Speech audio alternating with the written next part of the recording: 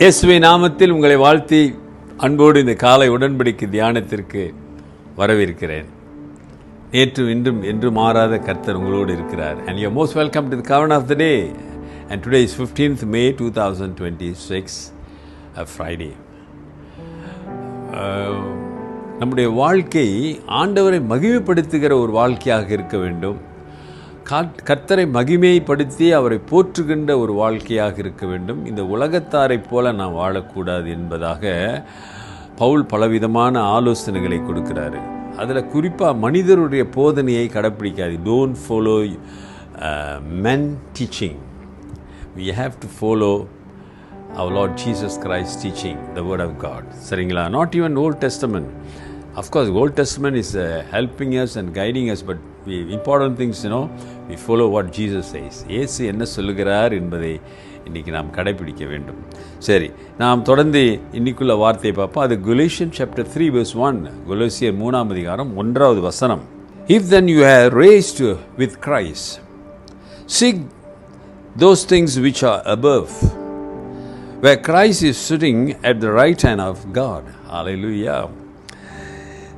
Seek those things which are above. மேலானவைகளே. தமிழில் பார்ப்போங்களா?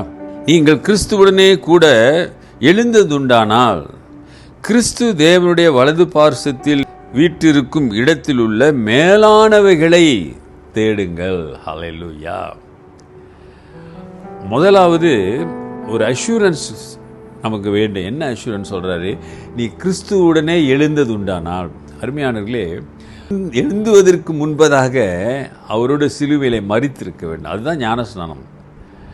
சிலுவையின் அவர் எனக்காக சிலுவையிலே பாடுபட்டு மரித்தார் என்று ஏற்றுக்கொண்டு ஆண்டவருடைய நாமத்திலே ஞானஸ்நானம் எடுக்கிறோம். அப்போ ஞானஸ்நானம் எடுத்த பிறகு நாம் ரட்சிப்பின் உயிர்த்தெழுதலை நாம் பெற்றுக்கொள்கிறோம். எழுந்ததுண்டானால், இப்படி ரைஸ்.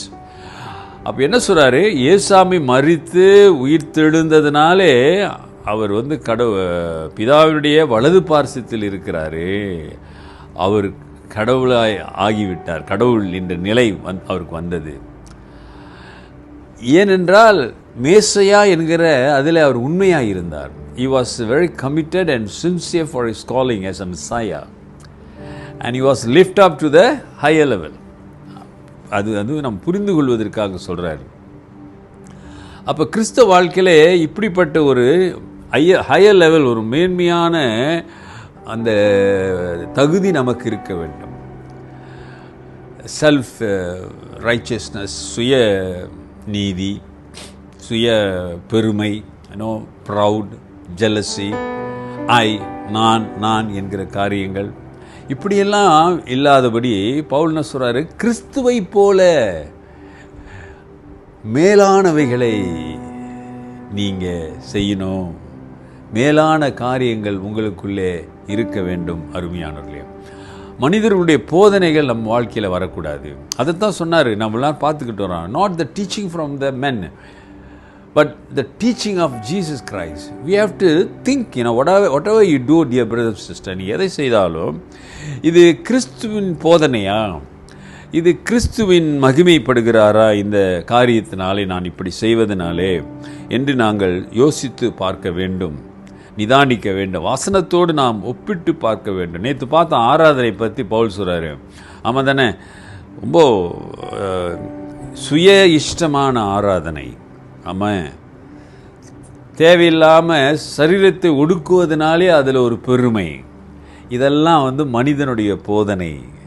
புரிஞ்சு கொள்ளுங்க, இது கடவுளுடைய போதனை அல்ல, இது மனிதனுடைய போதனை. அப்போ ஆண்டவர் அப்படிலாம் இல்லாதபடி மேன்மையானதை நாடுங்கன்னு சொல்கிறாரு. ஹல்லேலூயா. seek those things which are above. அப்போ நீங்கள் நாம் எந்த காரியம் செய்யும்போது இது கடவுளுக்கு, ஆண்டவருக்கு மேன்மையான காரியமா? அருமையான சகோதர சகோதரிகளே, ஆண்டவர் நம்மை அழைத்து தெரிந்து கொண்டிருக்கிறார். இந்த உலகத்துக்கு உன்னை சாட்சியாக நிறுத்தியிருக்கிறார். ஆமாம் தானே? நேற்று கேட்டிருப்பீங்க ஆண்டவருடைய கடைசி வார்த்தை. அஷன்ஸுடைய அவர் பரத்துக்கு முன்பதாக அவர் சொன்ன வார்த்தைகளை கேட்டிருப்பீங்க. எனக்கு நீங்கள் சாட்சிகளாக இருப்பீங்கன்னு சொல்லியிருக்கிறாரு. என்னை பற்றி போய் சொல்லுங்கன்னு சொல்லியிருக்கிறார்.